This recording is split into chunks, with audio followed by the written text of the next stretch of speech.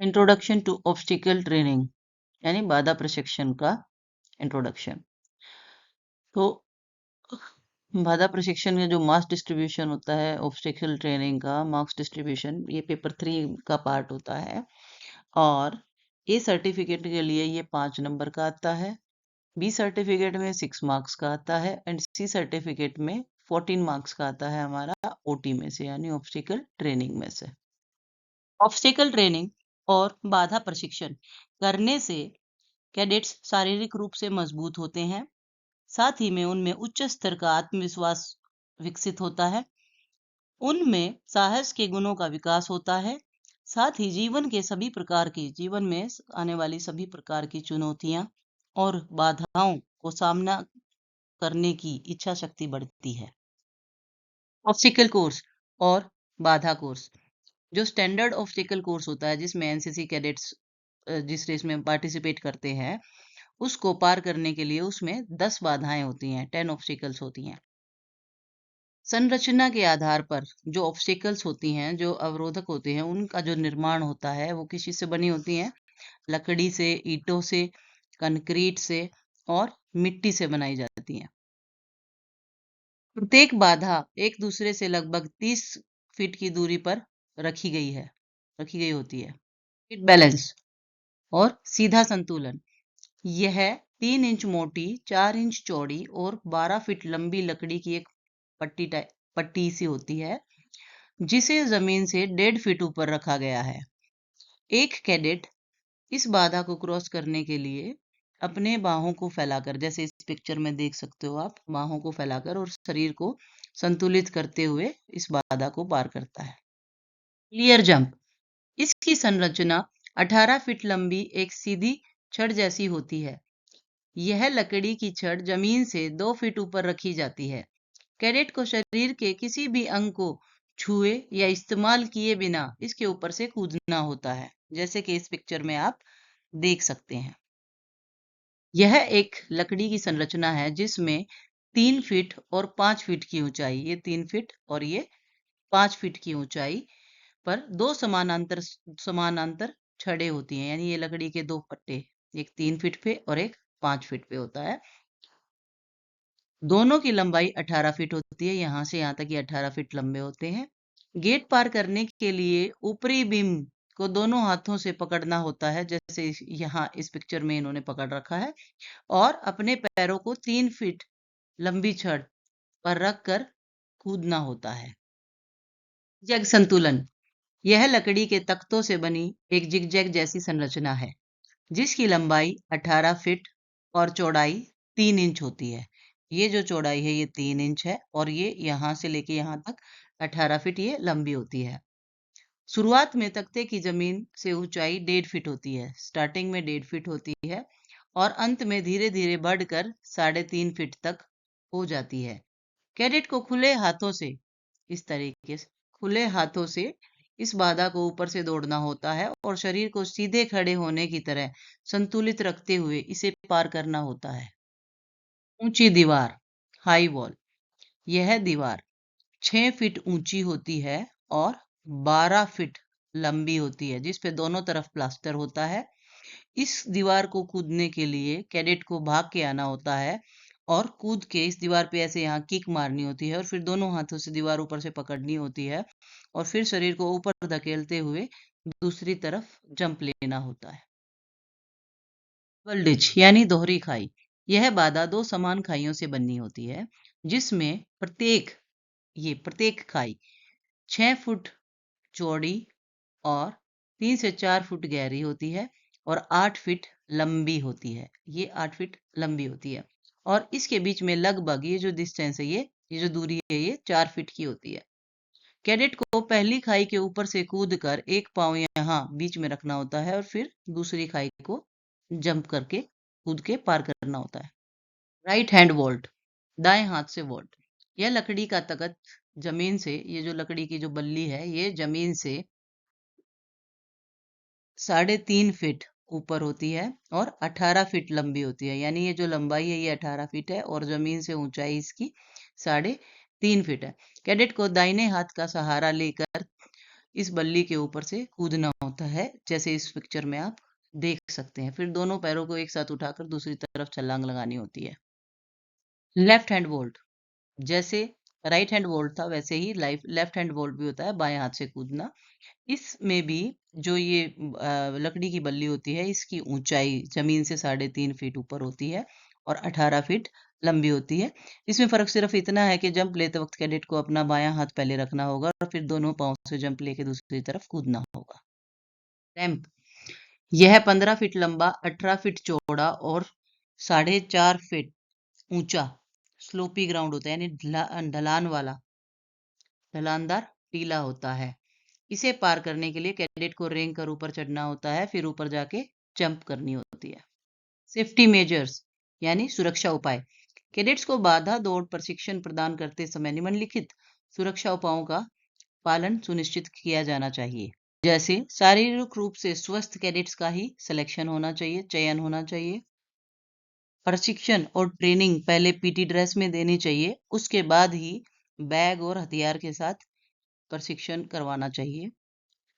पहले इंडिविजुअल का यानी व्यक्तिगत समय को समाप्त करने पर और बाद में टीम के समय को निर्धारित करने पर जोर दिया जाना चाहिए। ये क्वेश्चन भी कई बार एग्जाम में आ जाता है कि टाइमिंग इंडिविजुअल की पहले मैटर करती है या फिर टीम की।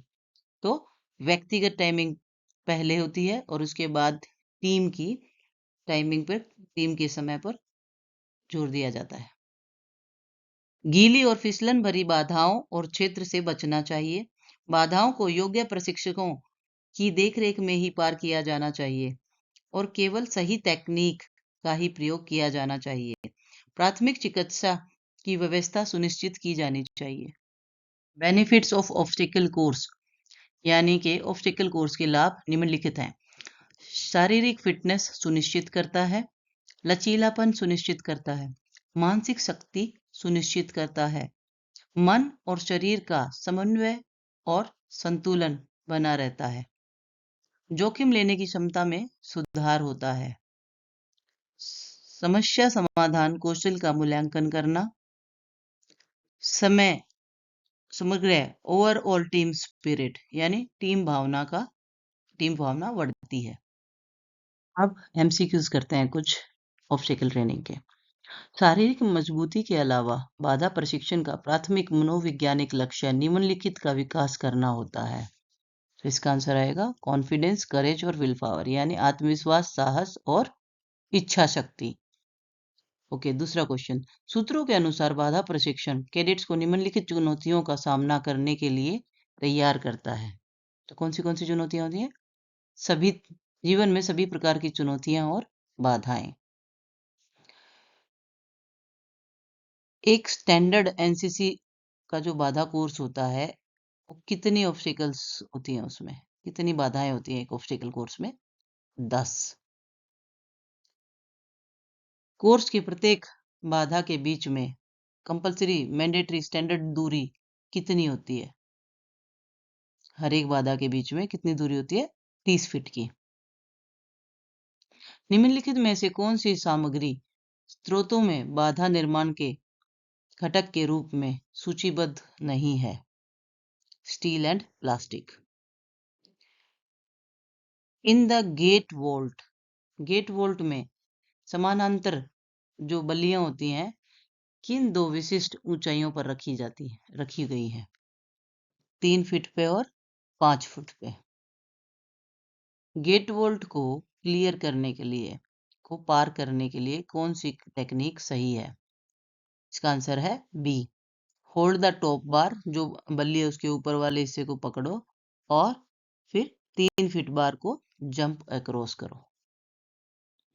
ऊंची पट्टी को पकड़ें और 3 फीट लंबी पट्टी पर कदम रखकर कूदकर पार करें। स्ट्रेट बैलेंस में जो लकड़ी की बल्ली यूज होती है, उसकी ऊंचाई और लंबाई कितनी होती है? उसकी ऊंचाई जमीन से 1.5 फीट ऊंची होती है और 12 फीट लंबी होती है। स्ट्रेट बैलेंस के दौरान दौड़ते समय कैडेट के लिए आवश्यक शारीरिक मुद्रा क्या है? हाथ खुले हुए और संतुलन बनाए हुए, arms open and balancing. Clear jump में बल्ली की ऊंचाई कितनी होती है जमीन से? 2 फीट। क्लियर जंप में कैडेट कब फेल हो सकता है? जब वो या उसके बॉडी का कोई भी पार्ट जो है उस बल्ली पे टच हो जाए तो। How does the zig zag balance differ in height from the straight balance? Zig zag balance ऊंचाई के संदर्भ में स्ट्रेट बैलेंस से कैसे अलग है? जिग जैग बैलेंस की जो ऊंचाई है वो ग्रेजुअली, ये जो बी आंसर है ये सही है, ये ग्रेजुअली यानी धीरे धीरे बढ़ता है 1.5 फीट से लेकर और आखिरी तक जाते जाते 3.5 फीट की ऊंचाई हो जाती है। जिग जैग बैलेंस के बल्ली की चौड़ाई 3 इंच होती है। Answer is B. What is standard height of beam of, जो बीम यूज होती है राइट हैंड वोल्ट और लेफ्ट हैंड वोल्ट में, उसकी ऊंचाई कितनी होती है, हाइट कितनी होती है? 3.5 फीट ग्राउंड से। जो बल्ली इस्तेमाल की जाती है वोल्टिंग बाधाओं के लिए, वोल्ट बाधाओं के लिए, उसकी लंबाई कितनी होती है? 18 फीट। हाई वॉल ऑब्स्टेकल की डायमेंशन क्या है, यानी कि हाई वॉल बाधा के आयाम क्या है? इसका आंसर है high wall 6 feet high, 6 feet लंबी होती है, 12 फीट लंबी होती है और 6 फीट ऊंची होती है। हाई वॉल को पार करने के लिए एक कैडेट को दौड़ना होता है, जंप करना होता है और किक मारनी होती है दीवार पे। Answer is B. किक मार के दीवार पे एक पांव को ऊपर खींचते हैं और फिर पूरी बॉडी को ऊपर खींचते हुए दोनों हाथों के सहारे से दूसरी तरफ जंप कर लेते हैं। डबल डिच बाधा में दोनों डिचेस, दोनों गड्ढों के बीच की जो स्पेस होती है उसकी कितनी चौड़ाई होती है? 4 फीट। डबल डिच में यानी दोहरी खाई में जो डिच होती है उसकी कितनी गहराई होती है, उस खाई की कितनी गहराई होती है उस बाधा में? 3 से 4 फीट। आंसर इज सी। जो रैंप होता है उसका जो स्लोपी हिलोक होता है, जो ढलान वाला इलाका होता है, उसकी हाइट कितनी होती है? 4.5 feet. To successfully clear the ramp a cadet must land on the ground. उसको बिल्कुल सक्सेसफुली क्लियर करने के लिए यानी सफलतापूर्वक रैंप को क्लियर करने के लिए एक कैडेट को, आंसर इज बी, दोनों पांव को एक साथ रखना होता है। प्रदर्शन मापदंडों का ध्यान तकनीक में महारत हासिल करने से आगे बढ़कर निम्नलिखित की ओर बढ़ना चाहिए, यानी आंसर इज बी, व्यक्तिगत समय और फिर टीम के समय को समाप्त करना। सभी बाधा प्रशिक्षण किसके सुपरविजन में करवाने चाहिए? क्वालिफाइड इंस्ट्रक्टर्स यानी योग्य प्रशिक्षकों के सुपरविजन में। बाधा प्रशिक्षण स्थल पर कौन सी अनिवार्य आवश्यकता पूरी होनी चाहिए? प्राथमिक चिकित्सा की व्यवस्था यानी अरेंजमेंट ऑफ फर्स्ट एड। कौन सा लाभ मानसिक एकाग्रता और शारीरिक गतिविधि के बीच के संबंध को बताता है? Coordination and balance of mind and body, मन और शरीर का समन्वय और संतुलन। तो कैडेट्स, अगर अब आपका कोई भी क्वेश्चन हो ऑब्स्टिकल ट्रेनिंग के, ऑब्स्टिकल कोर्स से रिगार्डिंग, तो आप कमेंट में पूछ सकते हैं। अगर आपको और किसी वीडियो के भी बारे में पूछना है या किसी और सब्जेक्ट के बारे में भी जानना चाहते हो या कोई और सब्जेक्ट की वीडियो चाहते हो तो भी आप मुझे कमेंट में लिख सकते हो। Please share, like and subscribe my channel. Thank you. जय हिंद।